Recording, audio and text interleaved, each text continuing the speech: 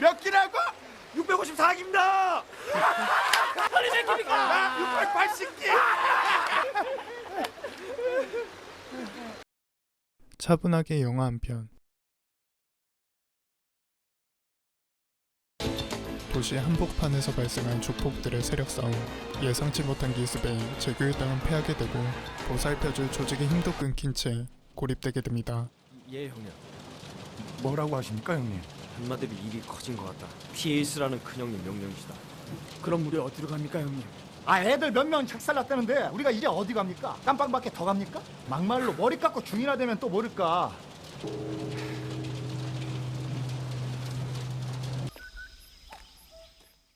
신변의 위협을 피해 피난처를 찾던 이들은 무작정 절을 찾아가게 되고 어떻게 오셨는지 여기 오야봉 나오라 그래. 이게 무슨 짓입니까? 지금부터 이 절은 우리가 접수한다. 아니 이게 뭐 어떠라는 짓이야?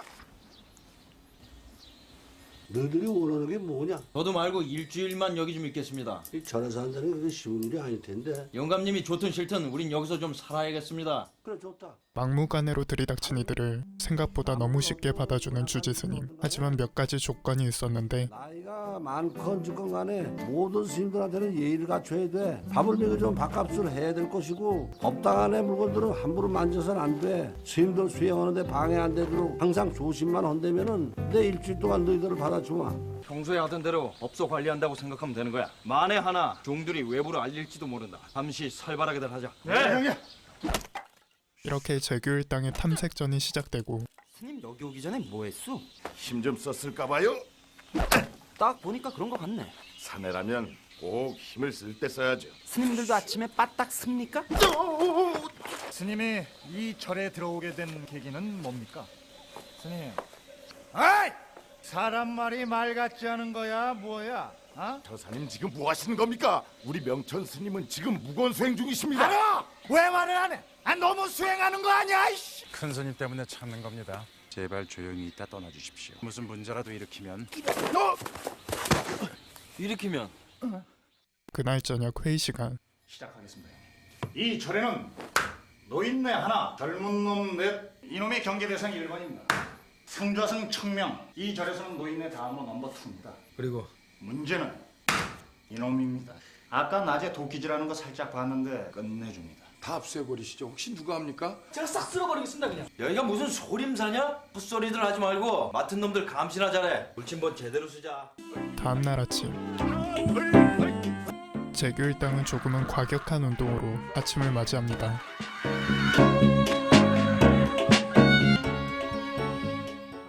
약속한 일주일이 지나도 조직과 연락이 닿지 않자 절에서 조금 더 머물기로 하고 일주일만 더 있다 가겠습니다. 큰 스님 안 됩니다. 저희들 공부하는데 너무 방해됩니다. 공부를 하든 놀든 방해 안 되게끔 잘 하겠습니다. 너희들끼리 한번 합의점을 찾아봐. 떠나주십시오. 스님들 마음대로 하십시오. 우린 절대로 못 가니까. 그럼 이렇게 한번 해봅시다. 전혀 좁혀지지 않는 의견에 청명 스님은 내기를 제안하는데 부처님께 3000번 절을 올리는 예인데 그럴 수 있지. 인사성 밝기로 옆 동네까지 소문 쫙 났던 놈입니다. 스님 부탁드립니다. 그렇게 스님들과 조폭들의 3000배 배틀이 시작되고 파이팅 있게 앞서가는 수로형. 반면 그의 아랑곳하지 않고 그들의 페이스를 유지하는 스님들. 다리가 안 움직여요. 역시나 스님들이 손쉽게 승리하지만 처음부터 스님들이 이기는 게임 아닙니까? 어디서 되지도 않는. 그럼 뭘 어쩌겠다는 겁니까? 우리도 제안 하나 하겠습니다. 불만 가득한 제규의 제안은 바로 족구. 맞죠? 하지만 청명 스님은 소림축구의 달인이었고 몸 다 풀었으면 시작하시죠. 종목을 바꾸겠습니다. 자, 투고입니다. 그게 뭡니까? 서비스입니다. 쌍피지요. 싸셨네요. 이러면 무승부가 되는 겁니까? 현재까지 스코어는 1대1인 상황. 그리고 3경기는 잠수 대결. 스님 측에서는 대봉 스님, 건달 측에서는 불곰이 나섭니다. 귀신 잡는 해병 아직까지 안 죽었습니다. 우리 대봉스님도 해병대 출신이신데 몇 끼라고? 654기입니다. 허리 몇 깁니까? 680기. 그래 몇 기시라고? 680기입니다. 한 번 해병은 영원한 해병입니다. 기수로 기선을 잡은 대봉 스님은 여유로운 표정으로 대결에 임하는데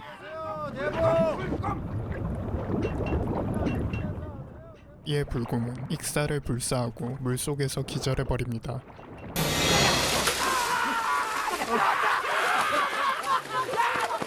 야 불공 나와라. 깼으니까 나와. 야이 곰탱아.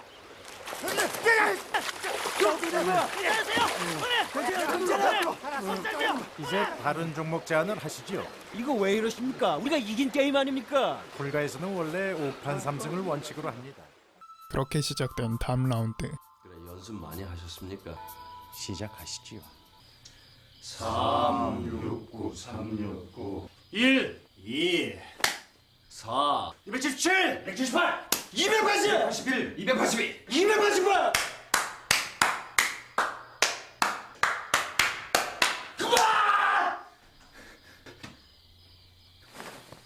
400에서 박수를 쳤습니다. 스님 무려 2년간의 무관 소행을 깨고 승리를 얻어낸 것입니다. 오늘 떠나시겠답니다. 어차피 무승부 아닙니까? 배째십시오. 다들 따라와. 끝날 기미가 보이지 않자 큰 스님이 마지막 미션을 제안하는데 마지막 미션은 바로 깨진 독에 물을 가득 채우는 것이었습니다. 제규일당은 조폭들답게 몸으로 밀어붙이기 시작하고 큰 스님은 역시 우리 편입니다. 이에 스님들은 깨달음으로 맞서보지만 마음이 물이요 몸 또한 마음과 다르지 않으니 소승의 몸과 마음은 깨끗한 물과 다르지 않습니다, 스님. 난 물을 채우라고 했지 사람을 채우라고 하지 않았느니라. 그건 답이 아니야. 그런데 이때 갑자기 깨진 독을 들고 어딘가로 달려가는 제규일당. 그리고는 독을 그냥 연못에 던져버립니다. 독에 맑은 물이 아주 철철 넘쳐오는구나. 앞으로 일주일 동안 머물러도 좋다고 그래 허락을 하마. 이 같은 결정에 스님들은 심란하기만 하고 저는 묵은 수행까지 깨면서 한편 절에 더 머물게 된 제규일당은 밥값을 하려 불당을 청소하기 시작합니다.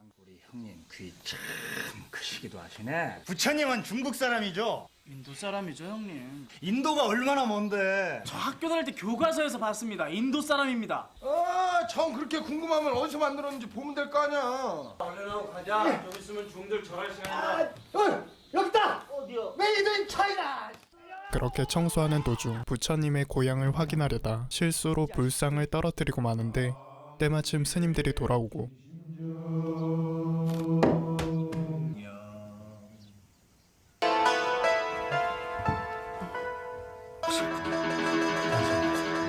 부처님 기가 떨어졌으면 다시 붙이면 될 거 아니냐? 아니 그래 그 불장에 기 하나 떨어졌다고 호들갑이야? 왜 저 깡패 놈들만 싸고 도시는 겁니까? 얘 못난 놈들 같으라고 듣기 싫어하는 애들 가봐.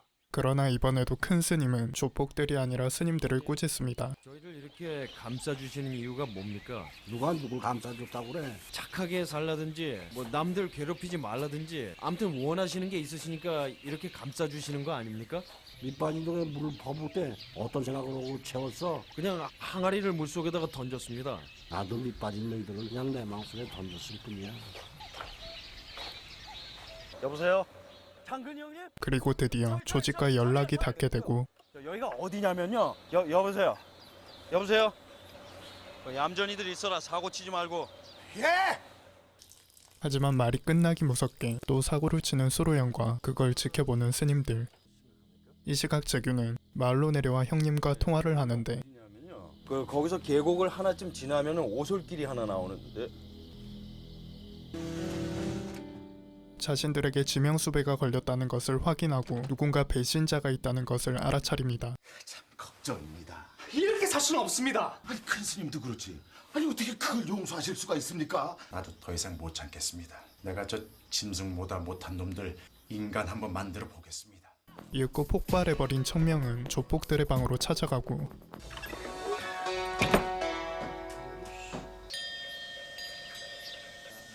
어떻게 된 거야? 장군이 형님하고 통화하셨습니까? 누구냐?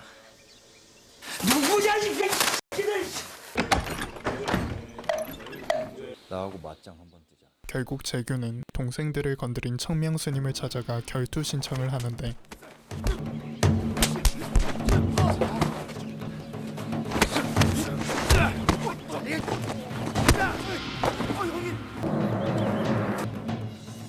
청명 스님의 소림사 뺨치는 무술 실력에 예상외로 결투는 빨리 끝나버립니다. 이후 청명 스님은 승부에서 패배한 재규 일당에게 빡빡하고 바람직한 스케줄을 선물하고 똑바로들 해라. 전세는 역전되어 스님들에게 다시 평화가 찾아옵니다.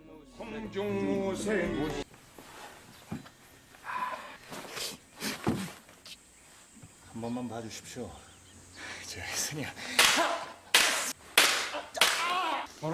우리 왜 밥 안 줘? 일하지 않는 자 먹지도 말라. 스님들의 기세에 재규 일당의 불만은 쌓여만 가고 니들도 알다시피 상황이 별로 안 좋다. 그냥 작업해버리죠 형님. 아마 재규 형님도 은근히 바라고 계실 겁니다. 미안한데 공 좀 줘. 땡큐 불공.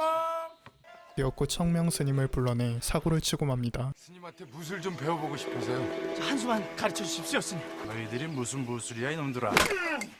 별것도 아닌 게 이게 스님은 그냥 형님 고생 끝. 행복 시작입니다. 눈만 부리부리했지? 별거 아니었어.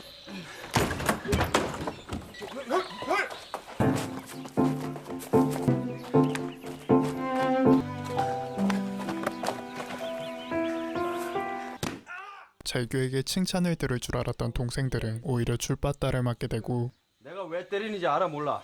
한번 지키겠다고 한 약속은 대가리가 깨져도 지키는 게 내 신조다. 잘못을 인정하고 절을 떠나려는 재규.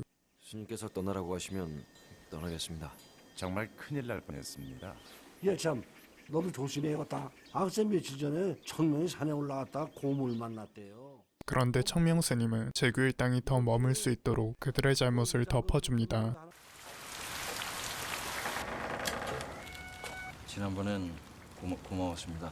고마울 거 없어. 근데 언제부터 반말이냐? 내려가지 마라. 우리가 여기서 좀 더 있었으면 좋겠냐? 너희들 내려가봤자 나쁜 짓밖에 더 하겠냐? 우리가 중이냐 절에 살게? 이놈이 스님을 쳐 이놈이. 쌤통이다 이놈아. 너 나쁜 짓 하지 말어. 다음에 또 뜨거운 불구덩이에 들어가요 놈아. 내가 믿고 따르던 형님이 하나 있는데 이번에 아주 뒤통수 세게 맞은 것 같다. 동생들은 아무것도 모르고 나만 믿고 있는데 답답하구만. 얼마 뒤 창근이 형님을 비롯한 조직원들이 저를 찾아오는데 동생들 보살펴 주셔서 뭐라고 감사 말씀드려야 될지 모르겠습니다. 애들 시켜서 이 절에다 한 2천쯤 시주하라고 해라. 알겠습니다. 그나저나 누구였습니까? 배신한 놈이. 형만이었어. 믿는 도끼에 갈등 찍힌 거지. 큰형님 이제 이 세상에 안 계시다. 큰형님까지 넘기고 천호동 쪽으로 붙은 거지. 창근이 형님이 배신자라는 걸 확신한 재규는 저를 떠나기로 결심합니다. 왜 진작 말씀하시지 않으셨습니까? 입으로 큰형님을 쑤셨다고 얘기할 때까지 기다린 거다. 그냥 여기서 조져버리죠. 더 이상 이 절에서 문제 일으키지 말자, 알았지? 하지만 숲속에서 조직원들이 나타나고 재규 일행은 포위당하게 됩니다. 재규 일행은 과연 이 위기를 탈출하고 스님들과의 우정을 이어나갈 수 있을까요? 오늘 소개해드린 영화 달마야 놀자는 2001년작으로 속세에 찌든 조직폭력배와 속세와는 거리가 먼 스님들의 대결을 그려낸 영화인데요. 당시 조폭 코미디 영화물까지는 흔하게 나왔다 해도 조폭이 절에 들어가 스님들과 대결을 펼친다는 소재는 아주 기가 막혔던 것 같고요. 캐릭터들의 감정 변화가 군더더기 없이 깔끔하게 전개됨으로써 아주 몰입하여 볼 수 있는 작품이라고 생각합니다. 특히 주연으로 나온 박신양, 정진영 배우 외에도 박상면, 김수로, 홍경인, 이원종 등 모든 배우들의 매력적인 연기가 영화를 한층 더 레벨업 시켰다고 생각하고요. 조폭 영화에 자주 나오는 욕설이 거의 나오지 않아 조폭 미화물이라는 평도 많지만 영화를 자세히 시청하다 보니 조폭 세계가 아닌 불교적 가마를 중심으로 전개되는 신선한 느낌을 받았습니다. 스님과 조폭의 대결 속에 피어나는 우정과 여운 그리고 깨우침을 주는 영화 달마야 놀자였습니다.